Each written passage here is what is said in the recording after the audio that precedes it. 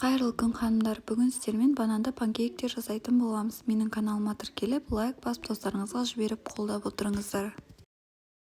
2 штук бананды қабығынан тазартып, ұсақ бөліктерге бөліп тураймыз. Одан кейін ыдысымызға салып, вилканың көмегімен езіп алатын боламыз. 2 ас қасық қант, 3 ас қасық сұйық майымызды құйып, тағы да 1 келкі масса болғанша араластырамыз. 1 шай қасық разрыхитель және де 1 стакан сүт қосып, одан кейін ұнымызды қоюланғанша араластыра сала отырып, жаңағындай 1 келкі масса болғанша араластырамыз. Осылай ұнды шетінен салып арасына артық қалмайтындай араластырып отыруымыз керек. Массамыз толық дайын болғаннан кейін табамызды отқа қойып қыздырып аламыз. Одан кейін қасықтың көмегімен 1 қасықтан сала отырып, 2 беті қызарғанша пісіріп алатын боламыз.